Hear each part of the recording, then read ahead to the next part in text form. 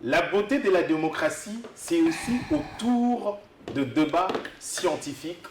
Wapi wapi, population, akoya, comment est-ce que akosa la choix pour na dirigeant la bango. Mesdames et messieurs, bonjour et bienvenue na spécial duel Yalelo, le plateau et les titres de l'émission aujourd'hui. Il a que le décor est changé tout simplement parce que tous a deux personnalités. Il y a politique Nabiso ou Bazali Soussou a présenté et Bazali P enseignant.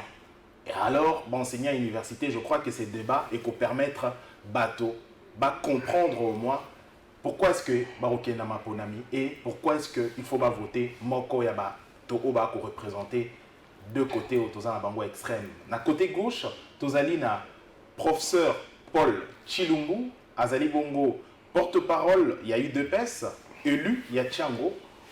Et na côté droite, Nangaï, Nazali Nanani, porte-parole, il y a Mwanamboka Moïse Katumbi, Azali représentant, il y a ensemble na Kinshasa, Mwanamboka Francis Kalombo, enseignant, P. Mbotenayo. Mbote. Professeur Paul Chilumbu, Mbotenayo. Mbote Raphaël. Alors, je crois que Binom Balé, vous allez bateau, vous allez à corps scientifique, pour vous allez enseignant. Ces débats et permettre lumière de Balobara toujours na choc d'idées jaillit la lumière et population à comprendre au moins que na débat aux alliés débat moko constructif mais scientifique également pédagogique pour la population Barakola Nabiso. Alors vous avez géré pendant 5 ans Félix Antoine Tshisekedi président de la République na 5 ans à gérer Mboka Nabiso. Pourquoi est-ce que il faut réélire Yelan pour na Makambo au regard il y a bilan na elle. Merci Ndeko Raphaël pour l'émission. Au plaisir de cette opportunité, tout sur Ndeko Francis, que je salue d'ailleurs en passant. Bon, au Moni Congo, depuis 1960, c'est la première fois Congo Ezoa, un Congolais au Alinimbo Kanaï, depuis 1960. Pe asali na tango mukuse maenanu mokote asala na Congo. Toko bana na président Joseph Kasavubu Aoumela ate. Maréchal Mobutu, il a fait 32 ans au pouvoir. Mouzé, il a fait à peu près 4 ans. Il y a un petit musée, moi musée. Tant sali dans un petit temps facha sala. On peut comparer bilan, il y a musée à 4 ans. Aujourd'hui, président Joseph Kabila, il a fait à peu près 17 ans au pouvoir. Donc le président Félix prend le pouvoir en 2019. Bon, dans le contexte, on ne va pas revenir, c'est ça pour gagner le temps. Il y a FCC Cash. Et vous savez vous-même, difficulté autocoutana et nango, pour nous faire la réforme où il fallait tout ça sur pied pour Mbouana qui est liboso. Parce que Bandeko wana na bango et là que Félix il faut échouer pour avoir un mandat pour réélire yete. Et le président Félix quand il a pris conscience de cela, il a fait quelque chose. Bila Félix Aliboso Yangwana. Désarmé un général d'armée sans armes. Il a renversé la majorité, FCC Cash. A sali Union Sacrée. De Bandeko va rejoindre Bisso. Mais pendant les 2 ans, ils allaient qui benda bika, mabunda lobiboui, tambo mwamba lobiboui. Covid et kokuta Bisso. Donc ils avaient fait, ils avaient prétexté. On a fait pratiquement 1 année, il y a Covid. Mais pendant tout ce temps-là, le président Félix était en train de travailler. De sorte que bilan président Biso doit assumer 5 ans Mobimba. Nama bena malamu doit assumer en haut. Mais ce qu'il a fait là, il l'a fait qu'en 2 ans. Allez-y, dites-nous pourquoi est-ce qu'il faut arrêter tout l'opération. Vous avez déjà 2 minutes. Gratuité de l'enseignement. Depuis l'adoption de la Constitution en 2006, le président Kabila a été Salamote. Aujourd'hui, nous avons plus de 5 millions d'élèves au Bazaotangate, Bakoti na classe. C'est vrai, on va poser problème à qualité et tout cela. mais c'est un processus parce que l'école, tout tonga. Il y a PDL 145 territoires. Ça, c'est la première chose. La deuxième chose, la couverture santé universelle. Nous avons commencé par mettre un programme, et ce qui est réel, réalisable, ou réalisé déjà, na Kinshasa, gratuité à maternité. Et je crois que tous les Congolais, babo sanité, comment ba maman na biso baza kanga bango na ba maternité awa abotiti bana bazo koma ba 3 ans 4 ans pour bazala ba frère au futa la maternité. Nous avons vécu ça à maman et moi-même aux cliniques universitaires partout. Ça c'est le président Fachi. Le PDL 145 territoires. Depuis que le Congo est Congo, c'est la première fois que nous voyons dans tous les territoires, on est en train de construire. On construit les écoles, on construit les maternités, on construit les bâtiments administratifs, on a un administrateur à territoire. On est là pour Salamate depuis tous les Belges. Même dans le village de Francis, dans le village de Nezanini, on a une école, on a une école, on a une maternité, on a une côte. Mais c'est un processus. Donc, sur le plan sécuritaire, je crois que tant que je suis au pouvoir, depuis que je suis au Kabila, je au pouvoir, notre embargo sur les armes. Et pour la première fois, le président Fachi, on a levé l'embargo. Aujourd'hui, notre armée est en train de monter en puissance. 45 secondes d'accord. Nous avons, pour l'armée, la loi sur la programmation de l'armée adoptée. On a mis des moyens dans l'armée pour aider. L'armée où le Joseph Kabila. Il y a Rwandais, mixage, brassage et tout ça. Que notre armée redevienne une forte armée au sein de ce continent ou de la sous-région. Mais nous avons les routes, plus de 30 000 km. Nous avons eu 30 000 km Banzela, où ils ont chanté, ils ont salé, où ils ont salamati.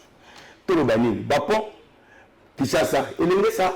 Donc, ce que nous avons le bilan du président Fachi, je crois que l'émission O, nous avons le mais je résume l'essentiel, et puis le reste, on va Merci, continuer. Professeur Chilumbu, porte-parole à l'IDPS.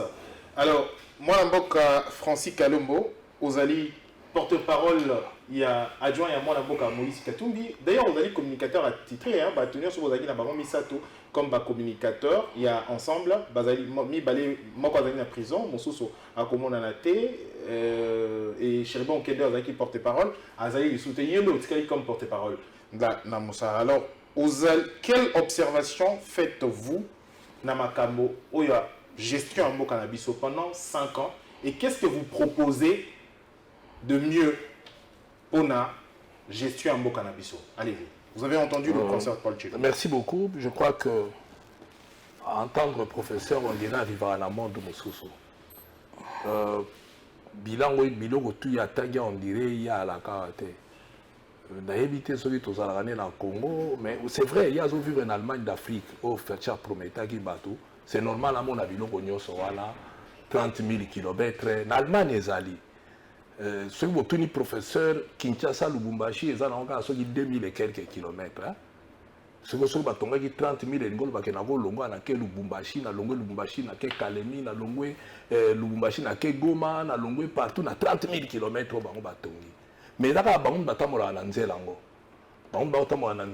ndoto parce que na réalité mais to kutanaka loko to kutanaka la banzela ngote ba otambola na banzela ngona ndoto mais azolo baka atika loba en réalité tout ya éliméré awa et longue salama ezate pambate tozo ka chaque jour l'armée est en train de monter en puissance mais tozo zota rue mokote tozo perdre kaka. Monter en puissance, tous perdre. Monter en puissance, tous perdre. Et ça, biloko musu tokolo bate pour ça mboka nangai na lingango mingi na ngoko critiquer biloko musu te pour na teke na pesa ba pa ya possibilité ya pénétrer surtout dans l'aspect de sécurité na kozalaka peut-être na ba réserve ça veut pas dire que je n'ai pas à dire hein mais j'ai à dire mais na kozala na moi réserve alors bi gratuité et enseignement moi je fais partie à bateau na Sun City na commission qui a fait adopter les camots à gratuité et enseignement, mais tout est ça la financé, mais qu'on n'a jamais effectivement, ils en ont conscience, mais qu'on n'a jamais mis en application. Mais il y a un bon enseignement, qualité enseignement, koufi, pour gratuité on les a partout aux autres tambola, tout bas au monde qui les a parce que bah procédé qui va bien pour nous ça c'est une obligation constitutionnelle, il faut tout comme en gratuité, mais il faut tout tonga dans l'école. Pas mater mbongo bango ba BBC o ba leo ba sakani na ngona ba détournement so ba check yango pona kotonga ba sala ba classe mbele ba futi pe ba enseignant malamu parce que ya zawana za député ana $21,000 so tout sali na 5 ans ba sali ba toucher peu ba $1,260,000. Or combien d'écoles chaque député sera qui malamu mais même na quoi na ekuna ngaka tongisa ba sala ba école ebele même ata longo lika 200,000 à pamba gratuité na ngaki comment effectivement malamu pour batutu ba ko se retrouver mais batongi nde bandako na bango batongi nde biloko na bango ole batonga ba salle de classe ba kende nango lelo soko tozwi kaka par exemple palais présidentiel écoutez biso ata pepe ba 200 millions bien que marchand eza mopaya mutazo sala yango pour balobi mboka ba kopesa na bapaya mais bapaya mutu ba ko sala yango si c'est que d'abord comme ça ba congolais ba millionnaire aucun congolais comme si ndeba mindere ba billionnaire pour ateki mboka to kokoma na bisika wana ateki mboka na bapaya mboka toza sous ne loko moko te mikolo na oki ba teki sous fikine etekami mama yemo etekami immeuble ba otonga na affaire étrangère bapaya na bapaya to kozonga donc gratuité zéro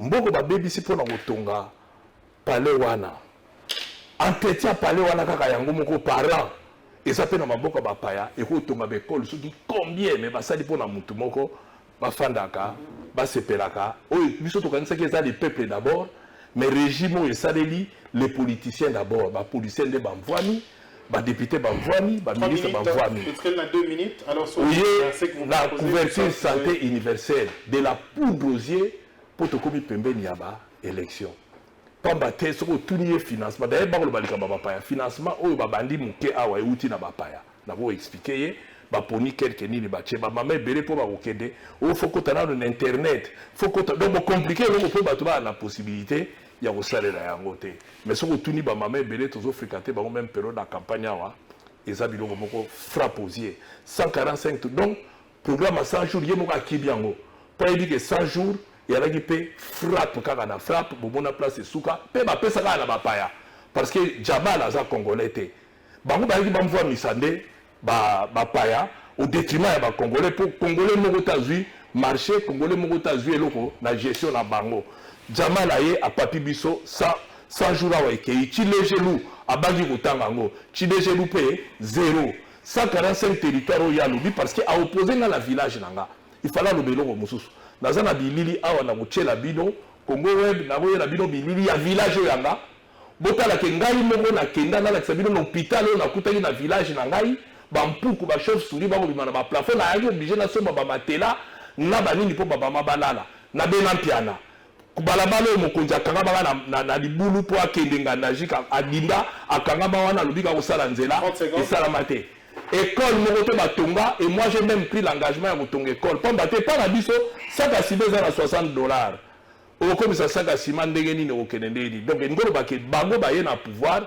bapauvrir population bango moko ndako komona vie eza kitoko mpo bango baya bien bango bamvwami bango bakomi soki ndenge nini mais population azosouffrir Thomson bango poto ya na bila na bango zala na ina chite kaka oza minute na nga après te oza minute na nga non akoleka problème eza te balobaki na biso poulet béton awa tokolia poulet béton tolemba kokoba kolia makolo soso ezouta na Brésil Thomson bateka na ebale ministre na bango caméra yaki na télévision mikolo kaka bino tubo alakisi bafoto masango bakoambale na nini na Zambie ti lelo ezoya ekoma te président de la république aleki na télévision alobi na biso ke oui avion ya sika basombi na esala kaka alobi kaka ke makambo président asali na sala ngote effectivement lokuta président kosi bacongolais na bapromesse non teni na esalama te chef de l'état moko te aleka na mboka na biso asala oyo ya sali c'est-à-dire kokosa wapi baavion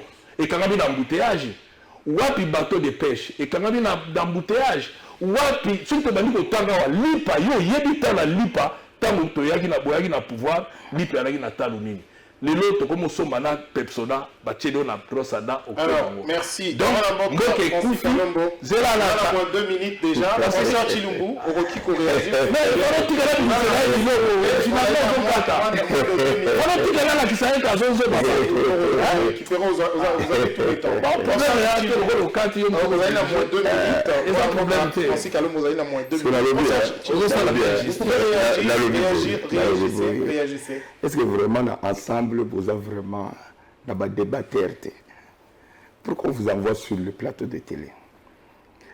Élevons un peu le débat. Au moins, on a débattu sans polémique. C'est la musique qui était Francis. Oui, mais vous sortez polémique. Laissez-moi parler. Monsieur, vous l'avez pas eu. Il m'attaquait ici. J'ai dit ceci. Oui, c'est la polémique à musique. Tu comprends? Vous avez dit Jibali qui wera donc attends vous wera betin de jamais on dit maé. Attends Jiba Salini on dit maé attends Falia Sal ne blozo ya nangwa. Moi je veux qu'on fasse un débat. Il y a des enseignants qui parlent. Élevons le débat. Si quelqu'un peut dire ici que PDL 145 territoires on n'a rien construit, alors arrêtons le débat. On est en train de perdre du temps. Moi je perds du temps à perdre sur un plateau. Moi, je veux avoir un débat citoyen. C'est ce débat citoyen qui va construire cette nation. Là où ça a marché, il faut dire ça a marché. Là où ça n'a pas marché, dis ça n'a pas. Mais tu viens ici pour faire la négation. Donc, yo babimisa yo na le monde la vidéo, il y a des cols où va tourner à 145 territoires. Franchement, de quoi on parle là? On est venu polémiquer au lieu de faire un débat. On pose un village. Monsieur, on va y s'il vous plaît. Non, pas tout à ok. Comment la agitation tu? Vous comprenez? Donc, vous venez ici pour polémiquer. Moi, je ne suis pas venu ici pour polémiquer. Comment on réagit par rapport à... Attendez d'abord. Yo, on a réagi dans ma proposition. C'est du n'importe quoi. Yo, lobby a proposé. Au moins, il va avoir le plateau. Il ne propose jamais rien. Lui et son chef. Ce que les autres ont fait. Par exemple, même depuis pour la yo, on a vu le message. Au moment où Nzela kalambambuji bazo sala kuna yo mona ngote. Ba pona chikapa kuna nzela yo sala maika. Toi tu n'as rien vu du tout. Alors on parle de quoi? Et j'ai en face de moi quelqu'un qui a fait presque 15 ans avec Kabila. Vous faisiez le même dialogue. 15 ans avec Kabila. Tu lui dis que nous, on t'a vendu. Toi, tu nous as vendu les tramways. N'a pas TGV. Yo, n'a Kabila. Chaque certain, il y a Kabila. Yo, Francis. Vous avez pris 8 milliards de dollars. Chinois, privé, infrastructure contre mine. Tu étais là, en train de faire le même dialogue. Aujourd'hui, laissez-moi, je suis dans mon temps. Laissez-moi. Mais toi, le débat le bilan, j'ai déjà dit. J'ai dit ceci. Le bilan, moi, j'ai déjà dit ce que nous avons fait. Et c'est vérifiable. Je réponds à ces attaques, tu ne vas pas m'interdire. Non, vous avez... Alors, tu ne vas pas m'interdire. Votre droit, allez-y. Monsieur, depuis que vous étiez au pouvoir, yo, Nakatoumi, na chef, na yo. On a déjà combattu la corruption dans ce pays comme tu sais que tu es en train de le faire maintenant. L'IGF, depuis, il y a le pouvoir de Kabila. On a que l'IGF faisait beaucoup. Depuis, vous avez fait, ce que vous Nakatumbi, Kabila, vous avez fait à peu près 15 ans ensemble. Qu'est-ce que vous avez fait? Vous avez combattu cette population. Vous êtes en train de dire que l'armée et ils ont gagné le côté. Mais attends. À votre époque, tant que ça c'est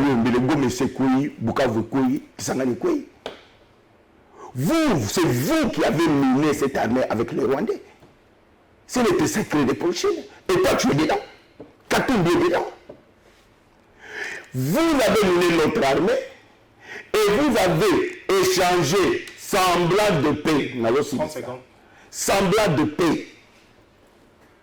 contre minéraux, il y a Congo, na Rwanda, et là où ton chef a même des comptoirs d'achat de coltan.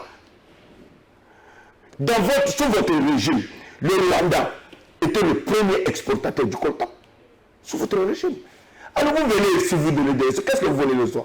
Vous, Katumbi, pardon, une minute, Katumbi a géré le Katanga. Tu peux me montrer 2 écoles que Katumbi a construites au Katanga? Combien de kilomètres de route? Quel est l'aéroport il y a Luano? C'est un village, c'est comme Ndoro. Alors que le monsieur a posé des milliards et des milliards à titre personnel. Vous venez ici nous donner des leçons. Merci, professeur Paul Chilumbu. Honorable Francis Kalombo, vous avez moins 2 minutes. Donc, professeur Chilumbu a sali 5 minutes. Donc, vous avez 3 minutes. Il y a pour réagir. Bako chargé Moïse Katumbi. Il a détruit les Katanga, il a tout fait. Comment réagir d'abord? Qu'est-ce qu'il a fait tout au long? Bako chargé la campagne. Va proposer la proposition là-bas. Mais mener débat bien au Katanga pété. Vous avez tout le temps. Vous avez 3 minutes. Vous avez 2 minutes. On a la réaction. On a 3 minutes d'abord. J'ai dit coup de chapeau, il y a Lingeti parce que IGF, ils ont salé ils ont dénoncé. Maintenant, ils ont dit ça va miyibi. Bakanga mututin. Corruption, toujours qu'à 16 milliards, il y a Kabila, c'est quoi, auto bêta, l'issous na IGF, bakangi pété la zaka en fonction. Où il est cas, Willy Bakonga bakanga kaye, condamné na prison, bobimisié, ponini balobia yibaki. Boutike libada accueilli par Bifachi ben mutabimisi parce que là la vidéo existe alors biye mutabimisi donc bino musala bino soki mutayibi ba kangié la justice bobimisi vous avez découragé la justice puisque les éléments de preuve sont là oye ko loba makambu ya combattre na bino corruption te et ça ya makasi po bazo dénoncer bakanga tangelanga bakanga nani mutute o tout bayibaki ouais mbonga 100 jours tile le zongate et le côté nyonso ekendaka na mai et puis tant ozolo bana biso makambu ya o batu ba groupe armé ba kotisa mais bozana ba Jean-Pierre Bemba ba Mbusa Nyamu si batu bayaka na ba Uganda ba ya ko boma ba Congolais si bozana bango na gouvernement bango nde baye na ba biloko ya ba payate bango baye na rébellion awa ba koti bozana bango donc bo fanda na batu wana olobi likamba Rwanda mais à ce moment-là que ba sala ba minéraux na biso na Rwanda les Rwanda siko yozo attaqué kala Fachi ye bonko atinda conseiller na privé alobi na ala carnet d'adresse te kende pa Kagame aya la carnet d'adresse na ye minéraux na biso bo signa bimisela ba congolais awa contrat bo signa ki na Rwanda pour ba exploiter ba minéraux na biso peut expliquer bango pourquoi contrat wana bo signa ki ngo ba ke ko exploiter mais Katumbi tanga comme un gouverneur il a interdit la sortie à minéraux bruts dans le Congo. Il a bloqué et bimaté et il a raffiné en Congo. Katumbi tanga gouverneur. Bino musala la bino ba projet beaucoup que de ko inaugurer ya baninga Katumbi mutabandaka aéroport wana ya Kolwezi oyeka bini ya électricité président lobi awa mo Kabila mutatika ka yango. To continuer plus loin. Au moment la réalité c'est quoi?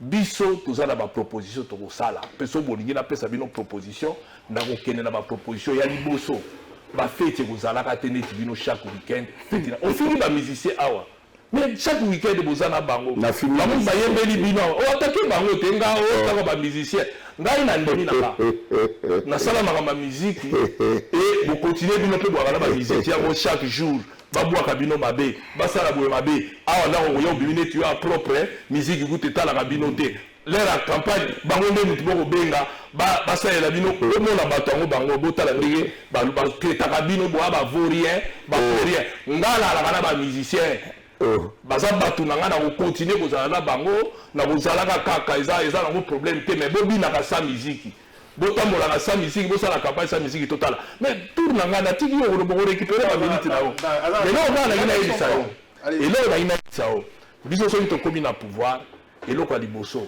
muyibi oyo yeko salate corruption oyo nyonso IGF ko banda ko dénoncer d'ailleurs to ko maintenir rien na pouvoir pambate oyo tout yazo dénoncer to kangaka bango siko la différence ezali bozo kanga bango te détournement chaque jour place ndongo ngo pe kenda raison ngaka pété quatrième élément on a dit que biso to sala te ba voyage pamba comment vous pouvez expliquer dans un pays le Congo n'a pas d'avion Mais le président de la République, il est dans l'avion. Il fallait dans un tarmac où les autres se kabatou. Bon, fan de la bino, Congo est un avion, te bobe simbongo. Bozui mboka boteki na ba étranger na ba paya. Pour bozui, immeuble ba d'autres on a fait étranger ou la population botala yango. Ba be à 300 millions. Congo est 300 millions. Toyota yi balé en francophonie 324 millions. Mais 300 millions que ba teki yango pendant 40 ans. Ba tiki ba bando gérer.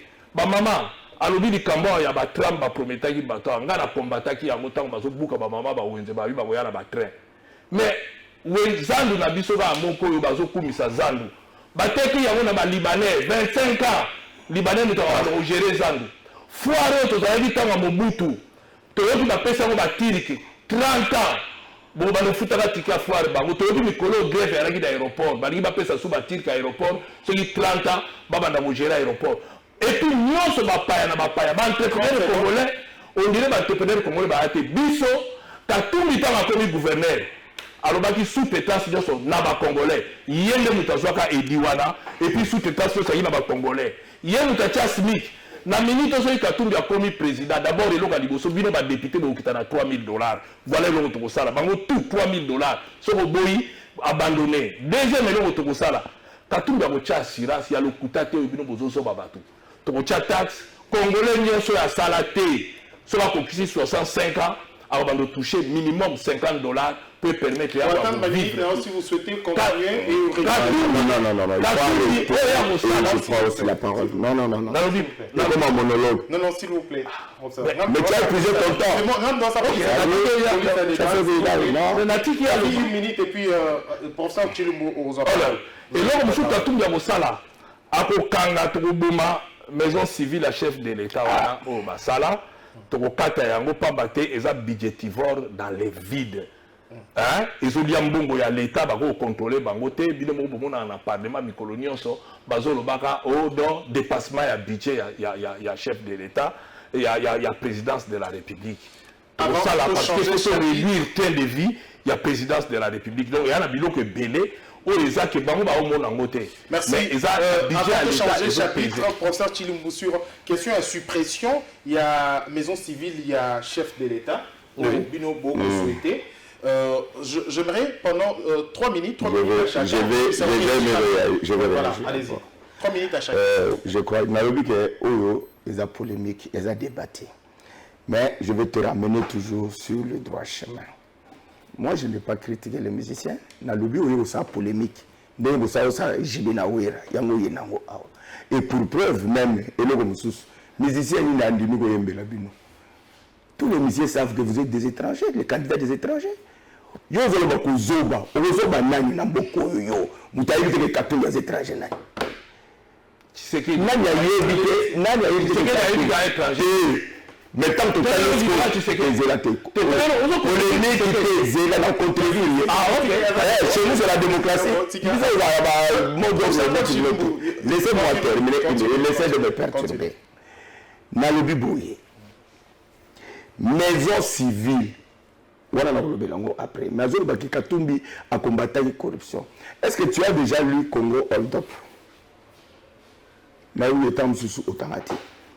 Je te recommande ce livre-là pour voir comment Katumbi a pillé le Katanga. Je te recommande le livre Congo Hold Up. Tu peux écrire. Est-ce que tu as lu les 13 tribus de Mouyambo? De quoi on parle? Le premier fossoyeur Katumbi. Il a tout pris pour lui. On fait quel dégât? Katumbi va y aller à la Kabila. Dis-moi un peu. Et toi, tu oses même dire que Mboka Bateki n'a pas paille. Dans le bien, est-ce que tu connais les PPP? Le contrat partenariat public-privé. Tu connais ça? N'a pas paille. Mais on fait ça avec qui? Mais attendez. On dirait à toi là-bas. Attendez, non, monsieur. Monsieur, attendez. Ça, c'est une fuite en avant. Mais nous sommes ça. Nous sommes des partenariats public-privé. Et ça se fait dans tous les pays du monde. Mais attends, vous voyez la polémique, monsieur. Quand calme-toi. Vous avez la polémique. Non, mais tu t'aises un peu alors. Allez-y, s'il vous plaît. Je veux que vous tous, vous êtes des enseignants. Non, on n'est pas enseignants. Non.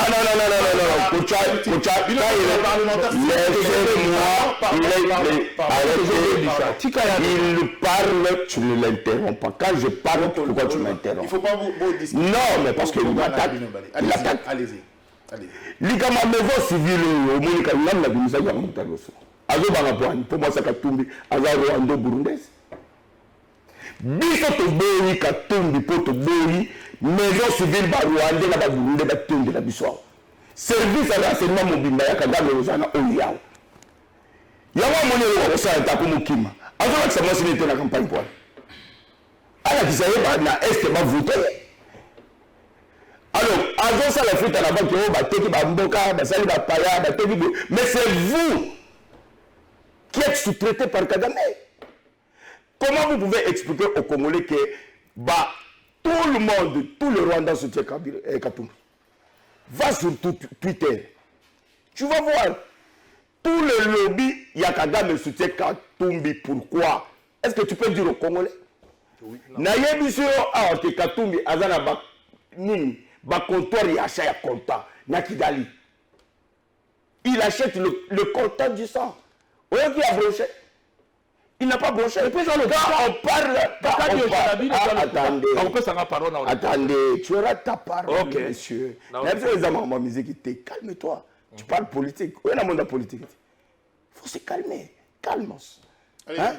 Alors, vous êtes soutenu par Kagame. Vous êtes le candidat de multinationales. Qui ne sait pas que vous êtes le candidat de Soros, de Mo Ibrahim et de Kagame? Qui ne sait pas? Ce qu'on a à Tekimboka. Pourquoi le Rwanda vous soutient? C'est ça la question. Pour une première fois depuis la guerre à Rwanda, Kagame a suivi. La seule personne qui a écouté Kagame dans les yeux comme ça et lui dire que monsieur, tu ne gagneras pas cette guerre, c'est vrai.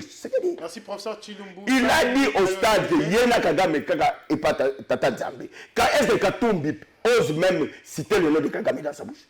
5 minutes. Est-ce qu'il peut dire que Kagame, que Katumbi nous dise, même Lucas Lombo nous dise que Kagame est un génocidaire? Qui le disent ici sur le plateau, Toyok. Parce que nous le disons. Kagame est un génocidaire. Dis-le ici à Haute. Vous avez épuisé votre temps. D'accord. Merci beaucoup. Réagissez. Rapidement d'ailleurs. Moutambema Kagame na Kisasa awana ya yembela Kagame na stade au Tumoli Kagame. Dis que Kagame est un génocidaire. Dis-le non. Maloba na yo. Moutou Congolais boyoka bien. Tu as signé contrat na Kagame Katumbi te. Ye. Bino bo signé Dania Kadia. Bimisa yango ba Congolais ba mona. Oto zo kufela. Contrat oyo bazo azolo bawana. C'est que bino ba bo signé bisele de témoignage. Bo tindaye bo signé contrat pour exploiter contrat kuna. Moïse Katumbi azana marché mogote na Kigali na Kagame azana contrat na bango te et comme il y a l'étranger qui soutient Katumbi. Nazoya. Katumbi a besoin de soutien que yaba Congolais. Oh, ça les a dit au chafa ça. Mais Nazo si ça. Yé awanga na ke signa papier contrat na Kagame te. Va exploiter mine, vrai ou faux? Au signal. Arrête de me doigter. C'est pas pour lui. Arrête de me doigter. Lakisanga contrat oyo Katumbi a signé na Kagame. To lakisanga adresse. To balabala ya société à Katumbi na Kigali oyo exploiter contrat. Ezabaka di Oshanabino. Mais bino boyebi ke bango ba signaki na Kagame marché pour minerer na biso ba tetakango kuna ba teki mboka. Bango mutu ba tesi marché nyoso ya Congo na ba étranger.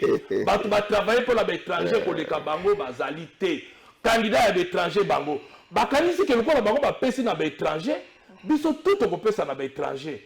Pas du tout. Loin de là, Katumbi a toujours travaillé pour des Congolais au Congo et il a privé les étrangers dans la sous-traitance. Bouton d'ici, Chinois comme on na mikate awa. Na matembele, oui, Soubino. Tanga Katumbi alaka, aboya. Tangu ya Katumbi aboya pour sa sous-traitance na bango bino bozongi seli bango na mikate bakomi koteka. Kaka bino oyo bo kenda bo tinda bo kenda bo invita Kagame awa. Bo betele maboko na station. Comme boko ça. Pire bino, président Lobi c'est un partenaire fiable. Kagame interview na ezali bozo ngisela biso var bokanisi to atanga RTNC bokobomba ba image te siko mutu to na image ya Fachi na téléphone na ye na ndenge bokopera na Kagame pire bino Kagame bosali cop na Kagame Rwandero Kabila boya ke kotawa bokotsa Rwandera comme osala 2 vols par semaine awa na mboka na biso bino ba popesi Kagame mbongo bino ba to favoriser Kagame bino ba to soki boyoka nte na ba cop na bino lelo ba congolais ba komi kokufa tozongela likambo zoloba mais tanga Kabila mabadunda la sisaka guerre wana te M23 babinda bino ba to invita M23 awa 14 mois on contredire vice-président na hôtel Assemblée nationale qui l'a reconnu. Alors, biso to yeko sala nini na kati ya buzoba na bino bokoko signer ba papier, bo sali copie na bino bo melana li ba mbongo, après ba congolais ba komo kufa ko komo ba na lobeli Kagame en face. Il fallait tant Kagame yaki awolo ba na ko pesa o koltate o pesier. Copie na bino bo bimisa yango public to apéro na campagne. Ba bimisa contrat ba lobaki gagnant ba pesa ka Kagame marché à exploiter. Yaya nango ah bazwa courage pour mutala Kagame bango batu basali contrat la Kagame bango Moïse ana mine mokote azana société te ale lokote na Kigali soko za nango bibisa tout wana bakadio sala bango et puis pour l'information na moi c'est Moïse a rwandaise des burundaise Rwanda burundaise mais ba burundaise bon c'est qui ba burunda wa bino musana bino ya zelanga ceux qui bozangi permission beaucoup luka bakadi o shabokali ceux qui lobi Kongola on dit babino Kongola est pire Kagame ya bino tu sais que di bakanga photo basala boye ba selfie bali na Kagame ayana ye awa apesi ye nyonso awa Kabila tikala ko pesa Kagame ata tera sa pamba te asokola tanga bino bo pesier ba avion bo pesier na lobi vrai ou faux bo signer contrat na bo exploiter minerai na biso il fallait bo sala ngote 1 minute vrai ou faux bo yokana te. Donc, batu ba travailler na Kagame bango yo. Enlève ton doigt. Tina nangote, bango dem ba travailler na Kagame akangi munoko parce que na PCB élément pour oyo bango moko bazo reconnaître que batu ba kotsa marché awa. Katumbi ana rien à voir avec question Rwanda. 45 c'est maintenant Mon Ibrahim et le Rwanda na lobbying rwandais pour ça tu qui est-ce que Katumbi est soutenu par Nangina Bisabino Boy. Katumbi aza le seul Congolais. Congolais. Zambien. Qui n'a besoin de personne.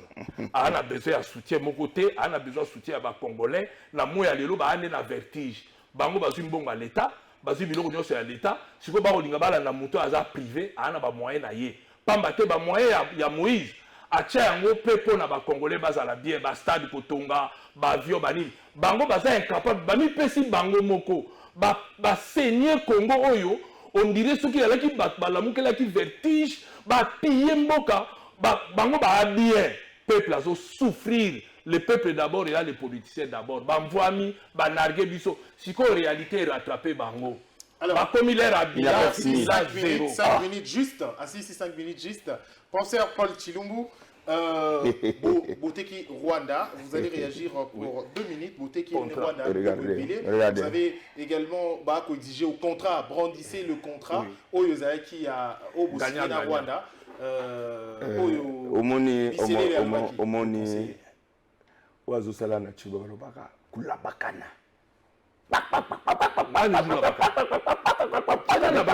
Au fond, c'est creux. Kwambi la réalité. J'ai dit ceci. Dans l'anneau, la polémique notée. Et Kanye na Mungongo. Que Kagame a génocidé. Les Congolais, laissez-moi. Je peux parler. Allez-y.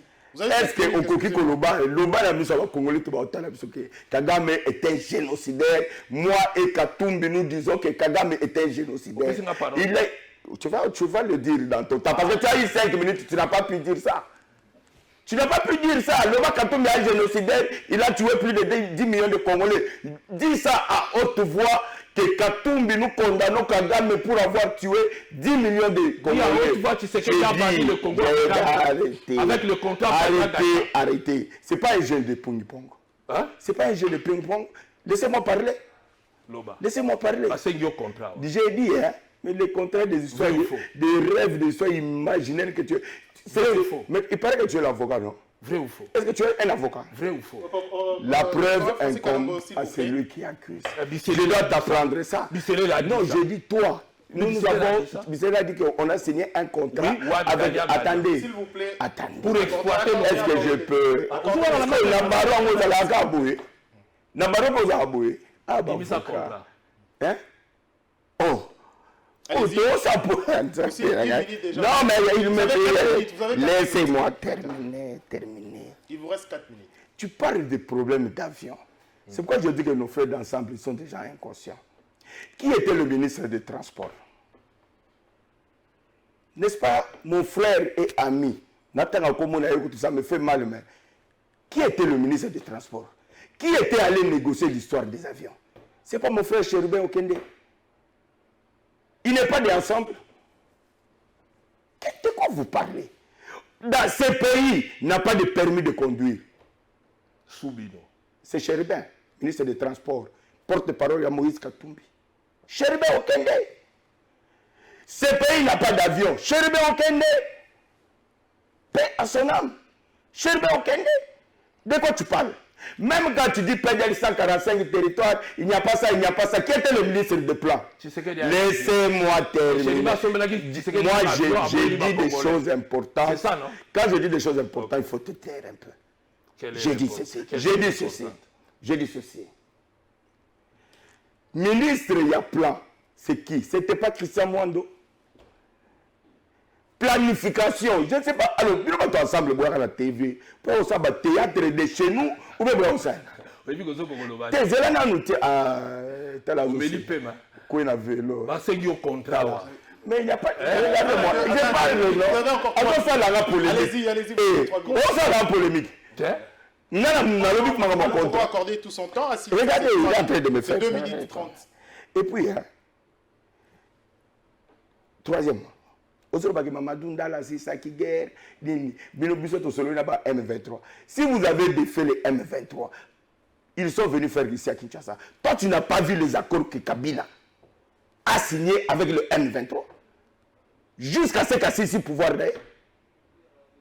Raymond Chibanda, il a autorisé dans le régime que le Rwanda surveille toutes les frontières du Congo. Toi, tu n'as jamais vu ça? Non. Il faut lire. Mais tu ne lis pas. Il faut lire. Ça n'existe pas. Mais ça existe.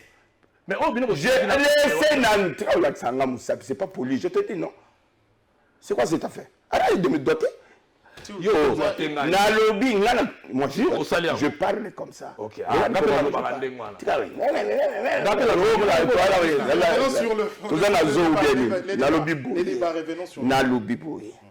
Le M23 n'a jamais été défait parce que ça existait.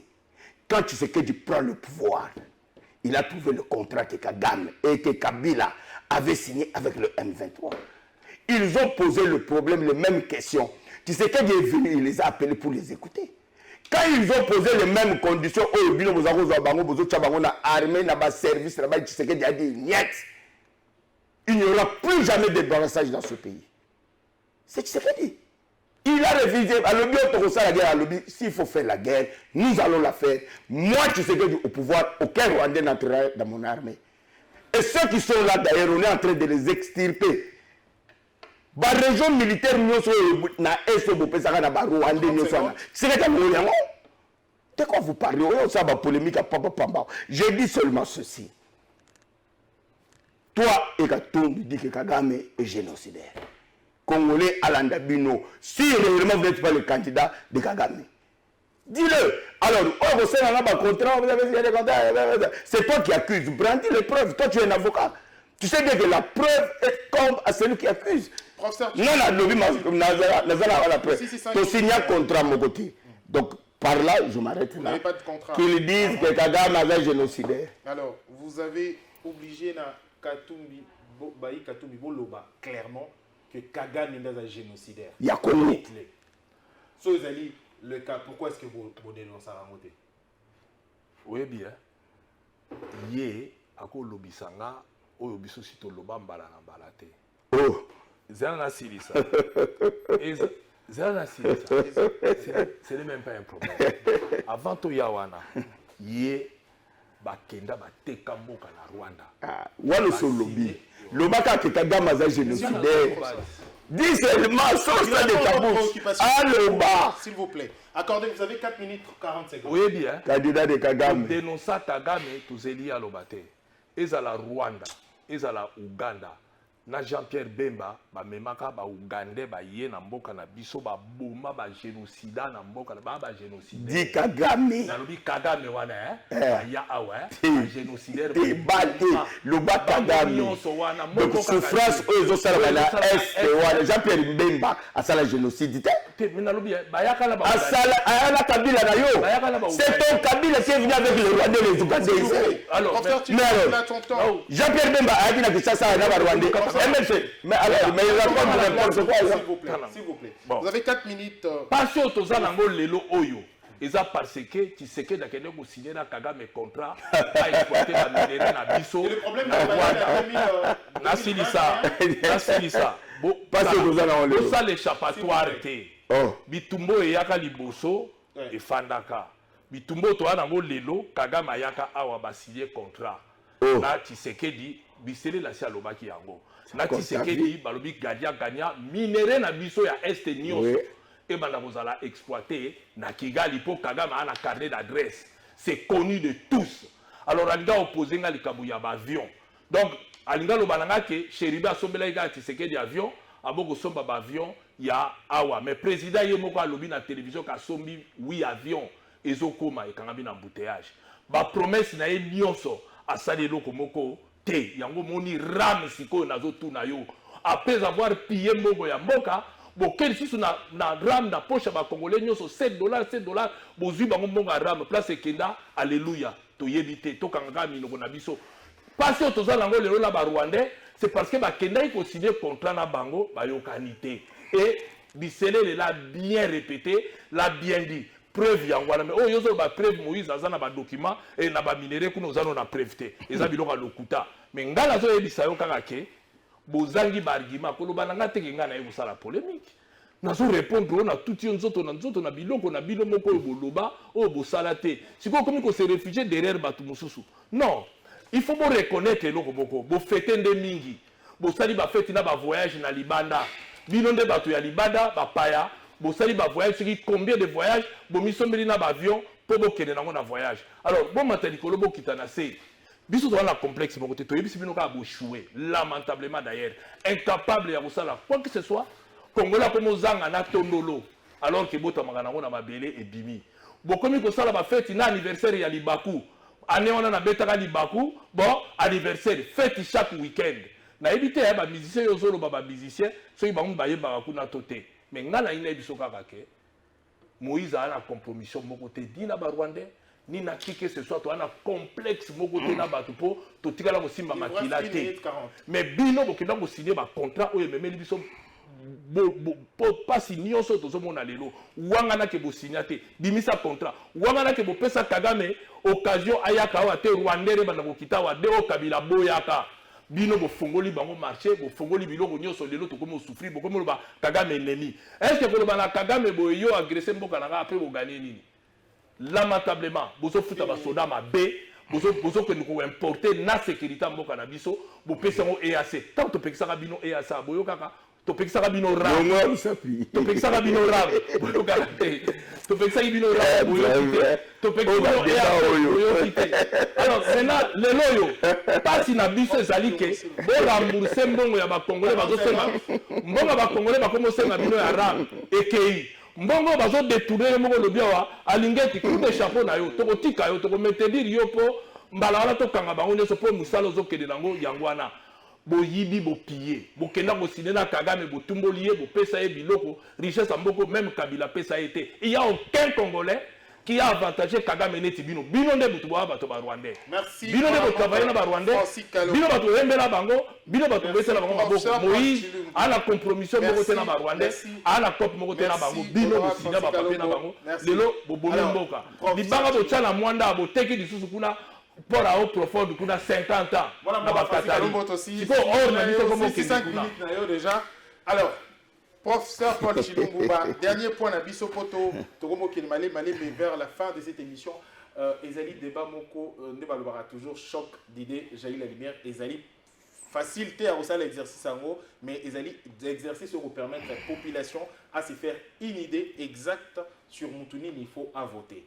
À ma droite, Ezali Mwanamboka, Francis Kalombo, porte-parole, il y a Mwanamboka, Moïse Katumbi, Azali 2 fois d'ailleurs élu dans la circonscription à Funa, 2006 et 2011. Moi, na gauche, Azali professeur Paul Chilumbu, porte-parole à IDPS, Azali élu, il y a Tchango, et Azali également enseignant. Et coordonnateur d'ailleurs, il y a campagne à président de la République. Ouais. Donc voilà. Question Oyo, ils allaient direct. Pour Congolais, ils allaient à une minute au bar, au tout, au Zélango. Mbongo ya ram et kenda wapi. Mbongo ya ram et ki wapi. Et la question directement, Torokende to lié on a 4 axes nini. Tata Mokonzi a proposé pour consolider ba ki ndenge ya lobby na soki a kozwa bongo na ba élection ekoya. Mbongo ya ram d'abord et puis après OK. Je vais répondre na Mbongo ya ram. Mais je vais seulement éclaircir une chose. Hein? Débat, sincèrement, moi, ça me dépasse. J'ai dit seulement ceci. Le président Félix Tshisekedi a signé. Et il a bien expliqué sa politique avec les voisins quand il est arrivé au pouvoir. Qu'il ne voulait plus de guerre. Mais parce que les lots, rassurez-vous que tu as déplacé frontière à Rwanda, il y a Burundi, il y a Ouganda. Un jour, nous finirons par faire la paix avec le Rwanda. Un jour, nous finirons. Un jour, nous finirons. Un jour, oui, le jour où Kagame quittera le pouvoir au Rwanda, il y aura une majorité, une vraie démocratie. Nous allons développer cette sous-région. Et Tshisekedi l'a dit, il le dit ouvertement, Zolobamona Moï. C'est pas arrêter tes polémiques, monsieur. Voilà. Vous comprenez? Il a fait le jour, il y a un c'est-à-dire que même ce qu'on appelle un contrat partenariat public-privé, il ne connaît rien. Il est en train de dire, je vais répondre, arrête de me harceler, vous lui donnez tout le temps, il a parlé. Vous avez également... Je suis dans mon temps, je vais répondre. Mais laissez-moi parler. Laissez-moi parler. Mais pourquoi tu m'interromps? Quand il parle, tu ne l'interromps pas. Laissez-moi, je vais répondre. Je réponds d'abord à ces mensonges. Il ne connaît même pas l'histoire récente de notre pays. Il dit que parce que tu as signé malheur à Congo Lelo, parce que tu as signé un contrat dans Rwanda pour exploiter or. Mais monsieur, la guerre ici que nous avons connue dans ce pays, la misère, la pagaille que nous avons dans notre pays a commencé en 2021. C'est quoi tu racontes des histoires sur le plateau et puis tu dis tu es enseignant? Il fallait y mettre fin. Mais on est en train d'y mettre fin, monsieur. Vous avez laissé le bordel ici. Vous avez trouvé le tu peux te taire, c'est pas ton temps. C'est pas ton temps, tais-toi. J'ai dit seulement ceci. Vous avez laissé le bordel ici. L'armée avec des Rwandais plein ici. Nos services de sécurité, les Rwandais plein ici. C'est quelqu'un qui est en train de nettoyer votre saleté que vous avez laissée dans ce pays. Et tu dis que le malheur commence en 2021.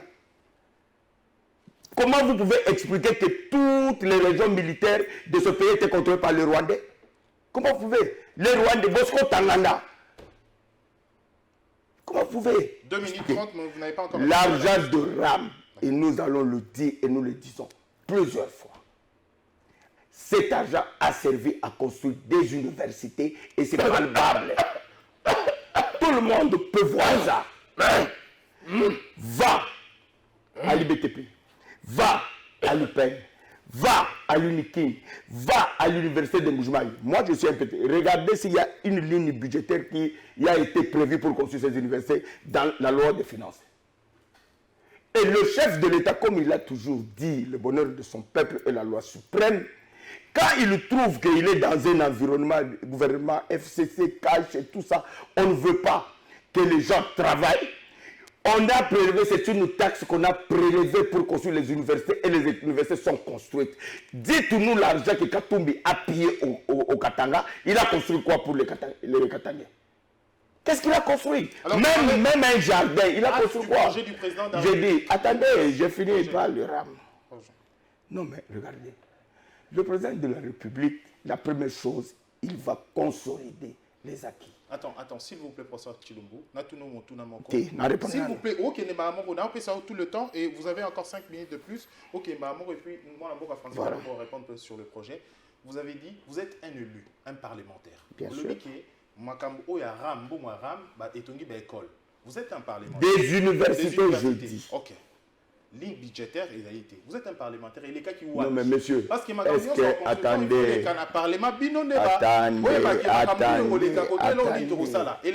attendez, la structure et les cas qui appuient, la structure qui gère RAM est rattachée à la présidence de la République.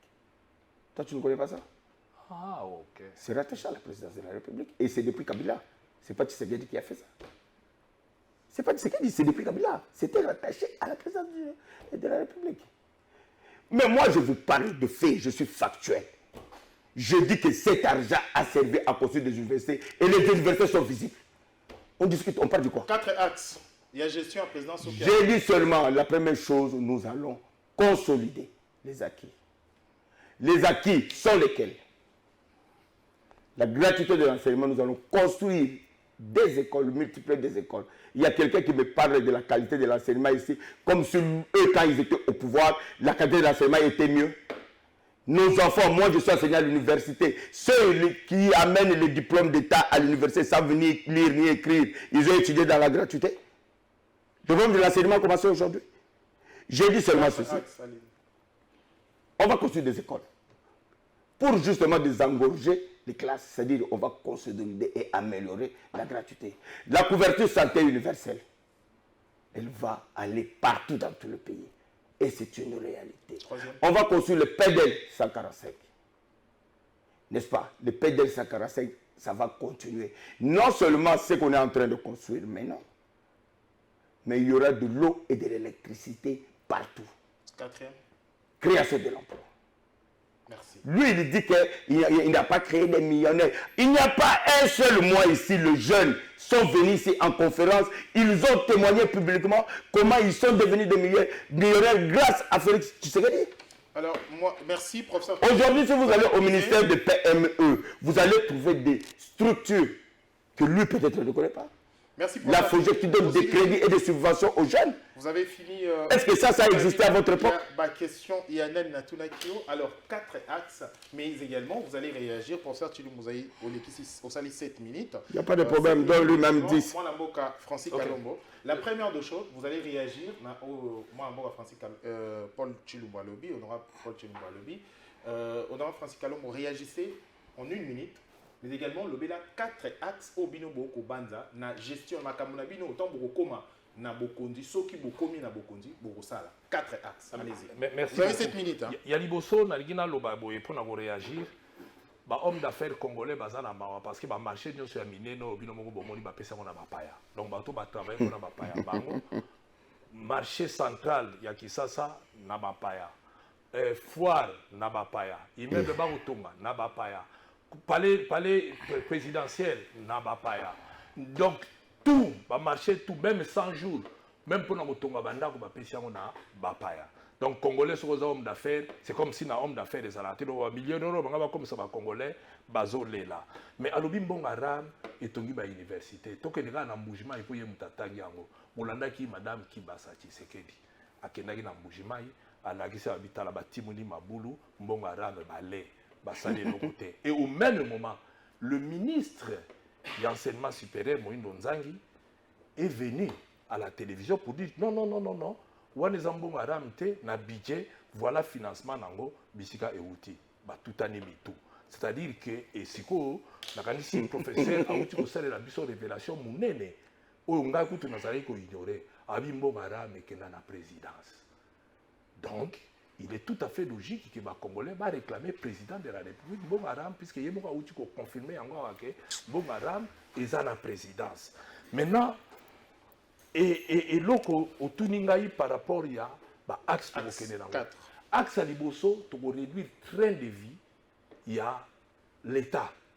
En commençant par la présidence de la République, Pambate, créer une structure, il y a la présidence de la République, il y a maison civile, la chef de l'État, Oyo, directeur par exemple, il y a cabinet, il y a première dame, Azana rang, il y a ministre, et sans compter dédoublement, il y a cabinet, et ça budgétivore, ça n'a jamais existé nulle part au monde. Je vous informe que partout au monde, les premières dames, vivent à la caisse, il y a trésor public, les premières dames, dépendant de mibali na bango et puis musala basala kezalaka ofele batikala ko futa te ni en France ni aux États-Unis vous pouvez vérifier mais awe pa na biso bacha budget là où ça pose un problème avant chef de l'État quand en fonction a déclaré un patrimoine maintenant to comme il a patrimoine mususu lisusu il y a première dame o yazo fana nango ko futa cabinet mobimana na fait à l'État puisque ordonnance au président de la République a signé ordonnance o yazo salake ba che bango na même rang, na ba ministre, na ba avantage dans ce ministre bazanango.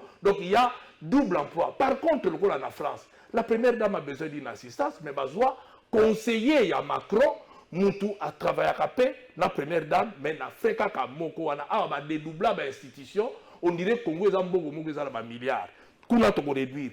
Train de vie ya parlement, ba député ba kokita na $3000. Et train de vie wana to ko lukanini to boma yango. Et lorsque nous sommes au côté, il y a développement, il y a beaucoup de biso. Tout de suite, il y a Moïse Katumbi à Kobanda, na centre. Et nous lobake au même moment, photo luka tout batonga cimenterie par exemple, na Kasai oriental. Et nous lobaka na Katanda na nini, potoza na nini na argile donc. Mine za wana pona ko sala ciment parce que to ko ndimate ke ciment na mbujima ekutaka par exemple $60 alors que na Lubumbashi na likase za na $6. Donc ba bandi wana au même moment bandi ko tonga port na Ndomba à partir na village Lubi wana ba sali port wana et puis ba relier mbala moko nini 45 km zo relier Mbujima na Ndomba pour ba désenclaver ba matériaux et banda ko yaka et permettre ba sala usine wana ba relancer $500,000 la semaine à peine Moïse arrive, il va les mettre à la disposition. Il y a Miba pour relancer Miba pour au bout de quelques mois, 6 mois à peu près, Miba pour produit, cimenterie pour yaka et zokende. Pour nous c'est ça aspect à sécurité. La sécurité, tu vas importer des sous-sécurité dans Bissoté. Nous avons des bons militaires, des soldats à Malamu. Il faut que nous fassions des soldats Malamu, motiver bango Malamu. Pour ceux qui ont la mission, Kebi Tumba, bazala na ba prime na bango na RO bazo kende bazu ba mbongo na bango bazu bilongo na bango parce que to sala ki constat wana ba veuve na ba orphelin ya ba soda prise en charge na bango ezala effectif dernièrement na uchomo na mwasi Mamadou Ndala na Goma. Donc c'est pour vous dire que situation oyo ba soda na biso to ko améliorer yango aspect sécuritaire soda policier teni na ya ko bando somba te teni kitoko bafuta bango pe bien pour mbongo ezali parce que ba millions yo to compter 500 députés na 5 ans bazu ba millions so bazu ba millions wana basombi ata ba soda ba teni biloko ndenge wana ekozala parfaitement malamu donc ba axe wana après to koyana oyo tozo bega santé jusqu'à le 2 minutes hein na santé to kena ba couverture oyo za mbongo ya pesanga te nous allons mettre en place couverture ya solo na côté social to pesa retraite ba oyo ba salate ba ko kozalaka na mbongo congolais moko te akoyi ko fanda lisusu na Congo sans revenu c'est-à-dire oyo to komi na âge à retraite akoba do touchaka mbongo na ye pour permettre à vivre en ce moment-là to créer ba taxe pour to pesa bango ba idée te po même to pesi bango ba idée ce qui mbongo ko kota ba kozango ba tshela ba poche na bango ndenge ba sala ya ram bazo zoba bino université moko te etongami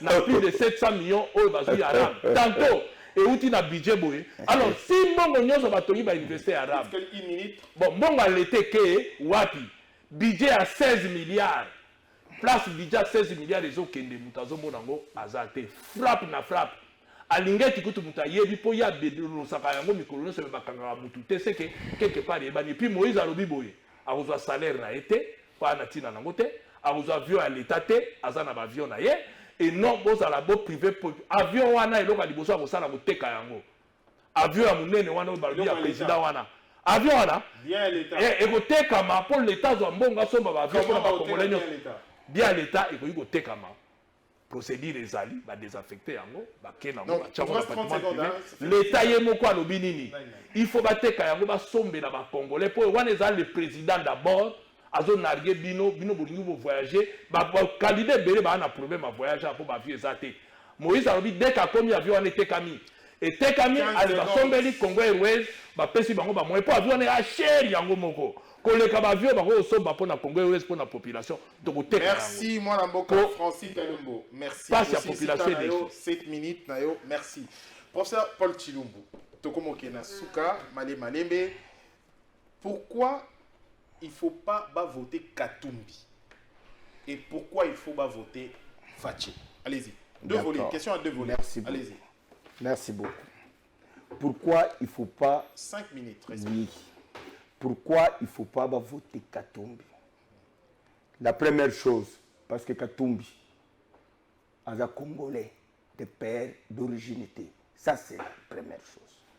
Nous, Congolais, nous qui avons souffert dans notre chair, nous avons une nationalité, il y a Keba. Bateau, il y a une acquaintance, il y a Kagame. Bateau, il y a un candidat multinational pour pesa bango sous pouvoir na Congo. Congolais zobate. Biso to souffrir mingi na ba président Keba Mutaza Zambien, Greco, Italien, Pakistano, ceux qui juifs, ceux qui nani. To yozo sous Congo to pesi na maboko na ye. Tout ça va zobate. La deuxième chose, parce que Katumbi, c'est un fossoyeur de la République. Il a eu à gérer, mais il était avec Kabila pendant 15 ans, ils n'ont pas fait ça. Pourquoi? Parce qu'ils voient que Tshisekedi, il est dans les œuvres. Il raconte sa vie ici. Mais Bossali 18 ans, ceux qui plus 4, 21 ans au pouvoir, Bossali Ndombate. C'est aujourd'hui Nanya Bomimiba. C'est vous. Alors, maintenant, ça c'est comme Moutouma Zoya Kodine, Moazolo Baké, Bazozo Bakodeti, parce que vous avez besoin d'un pouvoir. Tu sais, du coup, tu as 4 ans, 5 ans. Maintenant, il va salir plus de 21 ans au pouvoir.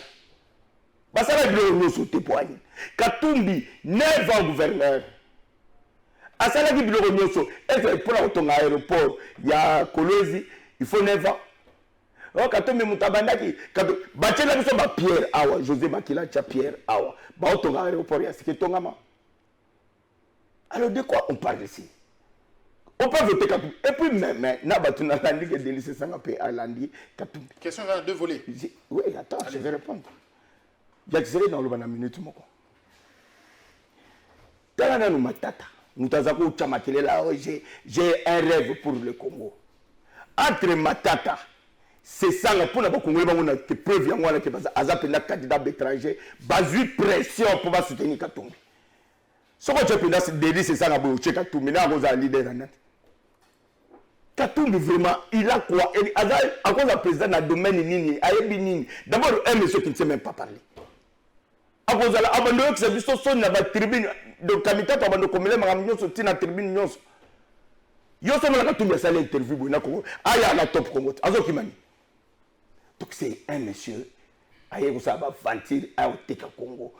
Tout n'a eu, alors il a aussi sa guerre dans 6 mois. Il a démontré que 6 mois, on a technique qui vous pendant et qui. Bon, mais vous pouvez dire Congolais. Ce monsieur ne sera jamais président dans ce pays. Jamais.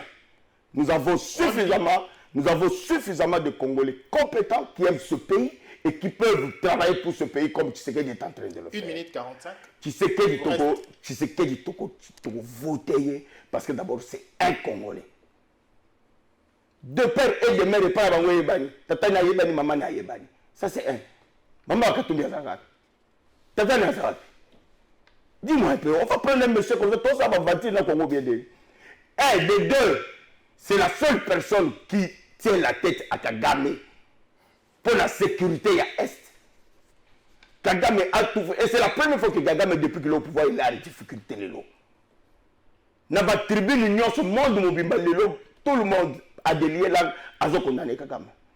Troisièmement, c'est lui qui a des projets visibles. Il y a Bato Basali 9 ans gouverneur. Attends la télé au Mouratiki. Hôpital Jason Sendoué. C'est Tshisekedi qui vient de faire ça. Jason Sendoué, il y a 9 ans. Attends la Mourante. Ça va Congolais là qui s'attaque des écoles Katumbi à Tonga, dans le Bumbashi à public. Et ça, alors de quoi on parle? Un monsieur qui a déjà été au pouvoir, il nous a prouvé de quoi il est incapable et les Congolais vont le voter encore. 30 secondes. Alors nous allons voter Fachi parce que c'est l'avenir de ce pays. Merci. Ce pays, 30 secondes, nous allons voter Fachi. Quand on dit Momo que ça les traite, n'arrêtez s'il vous plaît. Hein?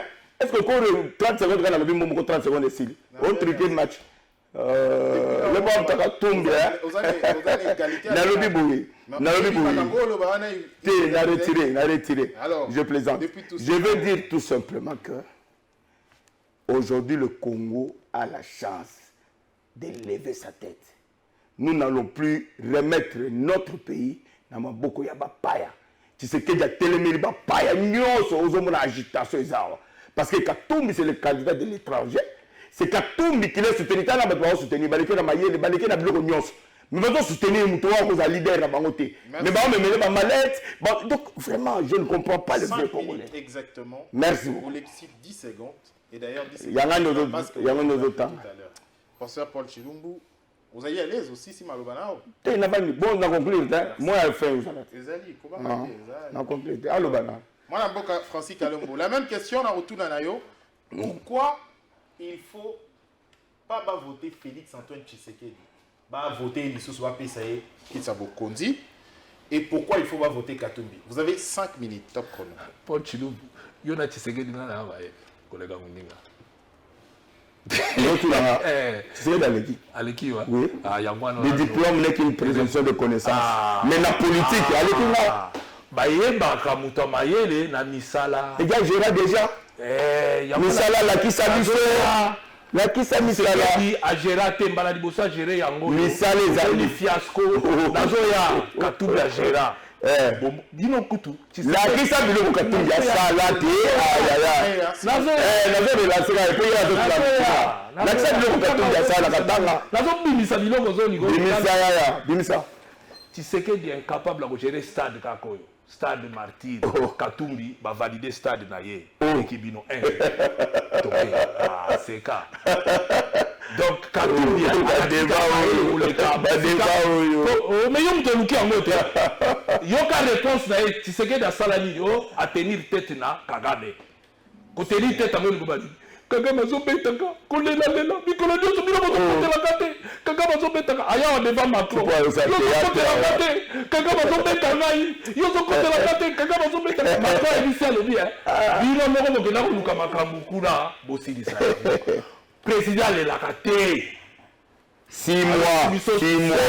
L'acceptation aussi, ça fait 6 mois. À tenir les têtes dans Kagame, t'as que nous les pas s'il vous plaît, allez-y. Pourquoi pas voter pour président la Akende, mais non, nous sommes tellement comme nous, Kagame Zobetangaï, Akende, Kagame Zobetangaï, Kagame Zobetangaï, va tenir tête. Est-ce qu'on tient la tête de voilà? Moubalo, au Tchena Tché. Au Tchena. Vous allez la Kabila Bokaki. Bakenda Yuan. Beaucoup de temps dans l'armée. Nazo kende no mali. On a mboka wa tire. Kanga pe na beto biloko nzoto. Biloko ya ozala. Ozole la. Tata mobimba ya mboka munene ngola RDC. Ola ki sa pika. Ba debolo. Contenir tête wana ya solo na. Eza ko lela. Soka komi quelque part. Kanga bazo beta ngai bino boko tala boko kotela ngate. Akena brazawa. Makambo mususu eza la rapporter. Bino bolinga environnement. Bozotika Kagame betanga poadini. Kagame zo betanga ibino bozotala. Bokotelanga bokotelanga. Oluka moyen. Papa alelaka te. Bolobi awa. Siko bokata bino bato bakolanda biso. Bokata parti alobi Moïse atonga école te. Allez, bolongola baloba na ya tonga école moko tale bobabi obibisele be école nyoso Moïse atonga pa na mana public. Akende wana sala na piscine olympique. Wapi? Na Lubumbashi. Pour la expliquer, il y a une privé. C'est son école privée. Côté Bilembo, Tikana yo. Là-bas, on salit rien. Bino loko to yé ya Moïse. Biloko biso to yé to salit voter Tshisekedi te na Zambia. S'il vous plaît. Ba tout ni là pour pas voter Tshisekedi te na zo ke na zo kata. Siko Tshisekedi pour voter te pour ba voyage leki. Ba fête leki. Président là qui peut bitumba na mboka yeka ba fête. Yeka ba voyage et loko mususu Pour nini parce que Tshisekedi a keda ko signer na Kagame. A signer na Kagame pour ba minerai na biso ba na ko exploiter. Pourquoi il faut voter Katumbi? A signer na Kagame Rwanda ekomi ko kota awa yango tozo nyoka malelo pour nini camarade na ye pirier ba signer ba contrat Kagame. Bulelo yo boye awa olio bana ko kosana. Katumbi wana bazaki na Tshisekedi. Batamboli na ye les wana congolais. Koure lobia wa congolais. Yo ato lobi peuple azo yoka ote. Peuple a lobby que bino nde bolobi yo a congolais de père et de mère. Une minute. Pourquoi il faut voter Katumbi? Oui, mais na silisa. Tu peux pas silisa. Yo de père et de mère Olalisi Batunzala.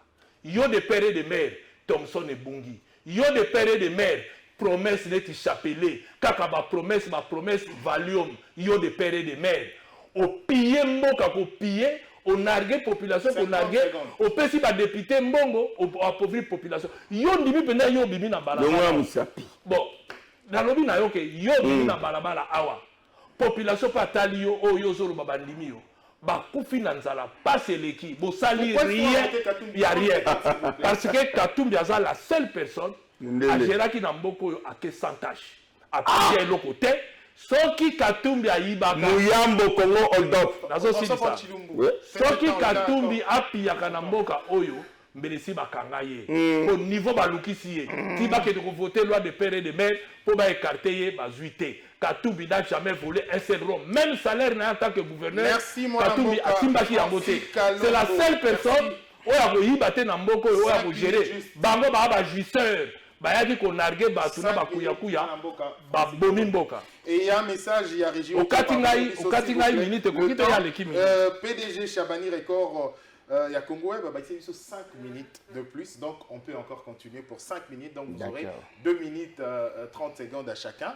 Ils ont signé président Chabani Record. Merci beaucoup. Alors, profitez, vous tous, vous allez être candidats. Au-delà, il y a Kozalani, vous avez les candidats. Et les Torah Nabino Rolanda Bino en ce moment. Parce que vous êtes candidat à Funa, vous êtes candidat à Tchangou. En ce moment, vous s'adressez également à électeur Nabino ou vous allez député. 1 minute d'abord, vous savez quelque chose avant de clôturer à 1 minute 30 secondes de Tikali. À chacun, 2 minutes et outils et signé PDG Chabani. D'accord, merci. Nous répondre à 1 minute ou nous clôturer. Dans le biboye, bana Tchangou. Yakoloba utu eza te po bilembo eza. Eza na parlement, la loi Paul Chilumbu ezali. Loi o bazolela ke ba commerce ba china bazoteka. Moi j'ai fait toute une loi pour interdire aux étrangers de vendre en détail ici. La loi Paul Chilumbu ezali. Ngai na Tchangu na ne loi o démontrer souté na charge ya Tchangu. La fondation Paul Chilumbu ils allaient combattre la pauvreté. Na Tchangu bilembo ezali belé. C'est pourquoi mukolo boko kende na urne mukolo wana message ezaka moko. Le numéro 20 comme président de la République Fachi Beton kwa tombolo moma yo akanyinda. Bokena députation nationale 13-11 charge à Tchangu honorable Paul Chilumbu Kantola. Nazape candidat na député provincial na Kimbantseke numéro 588. Alors, il y a un message en tant que candidat avant de conclure. Le temps est ici déjà. Voilà. Donc, on va continuer sur la régie. Merci, professeur Paul Chilumbu.